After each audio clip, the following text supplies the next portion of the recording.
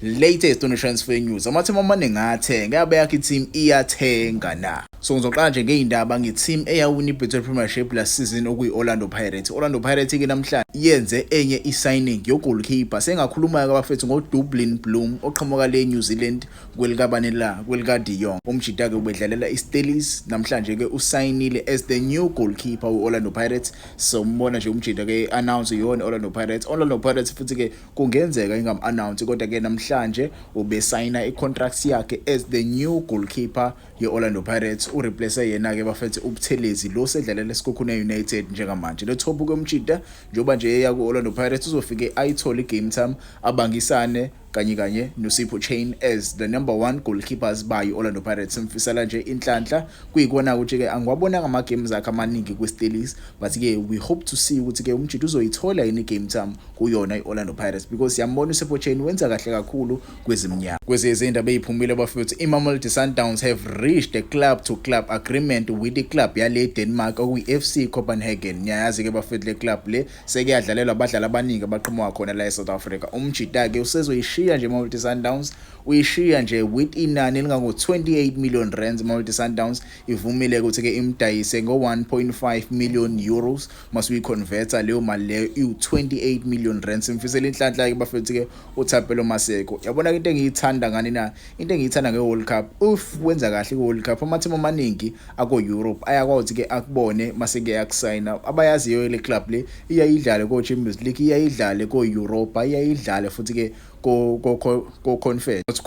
Conference League yabo, UEFA Conference League. So le club ke le bafethu iyaziwa ngempela le eEurope. Le top umjida ke uzofike ashine khona enze kahle. Akhona amanye ama club asengamsayina pheze iminyaka yakhe semncane kakhulu. I think ula ko 24 25 yabo, usesemncane kakhulu ngokweminyaka yebhola. Let's hope umjida uzofika adlale kahle lapha athole more game time yabo. Sithanda nje ukubona abadlali abaningi be depressed, sithanda ukubabona bephokophela beya phambili. Big ups to Thapelo Maseko, usebalekile. Kwezezindaba eziphumile bafethu abadlali ababedlalela iKaizer Chiefs abathathu kunaledi Hlongwane, uSamkelo Zwane, mase kubani na uBonhle Molefe. Abajida ke they are going to join a club ele Motsepe Foundation okuyi-Hope FC, but ke abadlali bazohamba on a loan bayojoyina yona iHope FC. Let's hope ke abajida ke bazofike benze kahle kuyona inina iHope FC. Abo ngiyakhala kakhulu kodwa ke ngonaledi Hlongwane, but ke iKaizer Chiefs ayinaso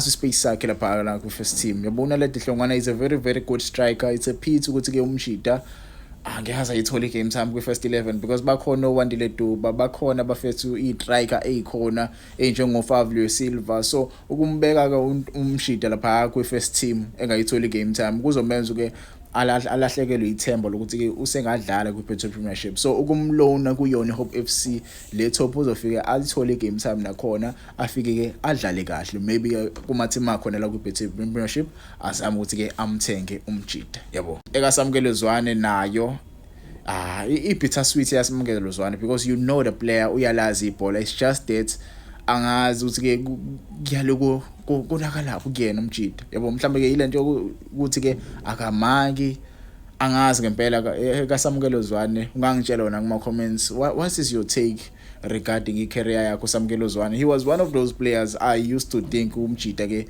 unekusasa eliqhakazile ngempela ebholeni la eSouth Africa, but ke ever since the last 2 seasons nje umjida ke akadlali kahle yabo, akalitholi nethuba kwiKaizer Chiefs. iKaizer Chiefs loke imlona yabo. Angazi ngempela, you can tell me your take regarding ye uSamkelo Zwane. Do you think umjida ke usengalithola nje ithuba kumathima khona la kwiBetway Premiership, noma ke iagent mela khuluma neagent yakhe bamtholela ama-team overseas yabo kumaliga amancane azama ukuthi ke azakhele igama lakhe khona akhuphuke, because I don't think la kwiBetway Premiership asengakhona ama-team azom-approach yabo. Singesazi kodwa ke noma mhlawumbe iKaizer Chiefs ifake i-price tag enkulu kuyena umjida because ngokubona kwami unalo i-talent. It's just that ushoda lokho nalokho. Kwezezindaba eziphumile bafethu, iclub esayine bani na? Iclub esayine uMabasa, the former Orlando Pirates and Staley striker, isisayine bani na? Ngaluthi isayine ifuna abadlali ababili bakhona la eSouth Africa kuyi-Mass First. Le club ke bafethu, remember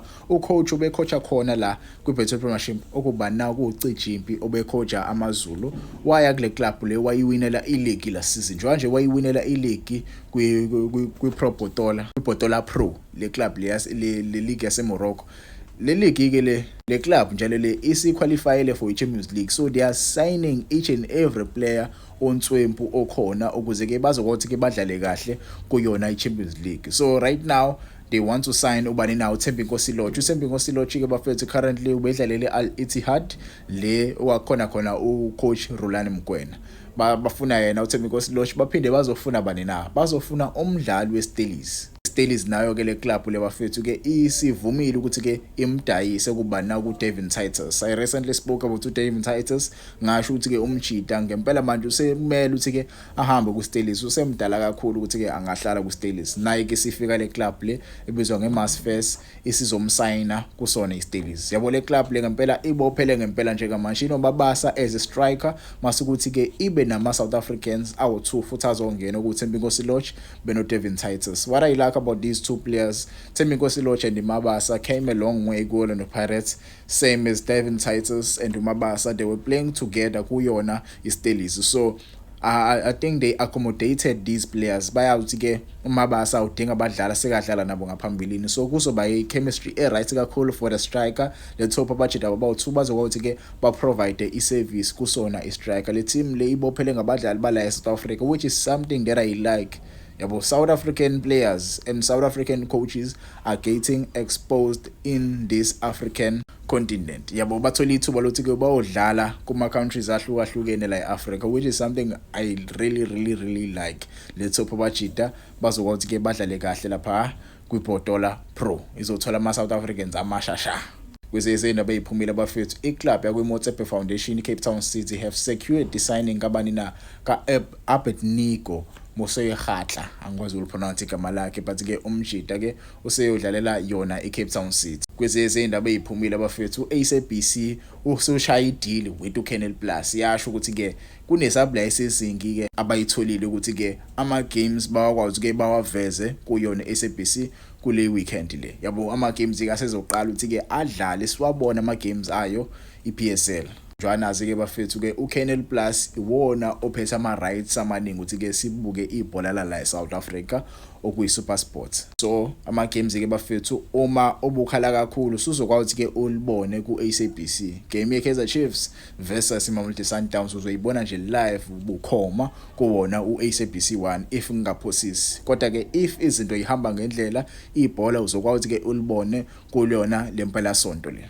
Kwezezindaba iCape Town City announcele their new defender kubani na okuDaudi James. Lo mjida ke wayedlalela iMarumo Gallants before, waphinde ke adlalele neMamelodi Sundowns. Umjida ke currently useyodlalela eCape Town City. Kwezezindaba eziphumile bafethu ke uTylon Smith is set to complete a move kwi-club yale kwi-MLS. Le club lekele ibizwa ngeNew England Revolution. Umjida nje uzoshiya kwiQPR joina le club le ibizwa ngani na ngeNew England Revolution, kodwa ke uhamba on a loan. Let's hope ke le loan le izokwazi ke imsebenzele umjida, because le loan le ine option ngaphezulu ukuthi ke bamthenge lapha kwiNew England Revolution. Kwezezindaba esezaphuma kuleli sonto esiphuma kulona, Spesihle Maduna, umjida is the new AmaZulu player. Umjida played for AmaZulu vele previously, so currently umjida ke useyijoinile i-team. Kwezezindaba eziphumile, ama games eKaizer Chiefs amabili azodlalelwa kuphi na? Azodlalelwa eRoyal Bafokeng. Ezodlala lawo ma games lawa as the home games, bazodlala against iSwelele ngomhla ka5 September, mase ke bedlala against iTS Galaxy ngomhla 15 December. So nimele nenze sure ukuthi ke niyawathenga lamathikithi niyobukela lapha eRoyal Bafokeng. iKaizer Chiefs ke izothatha omunye umdlalo iyisele ePeter Mokaba Stadium ngomhla ka23 January.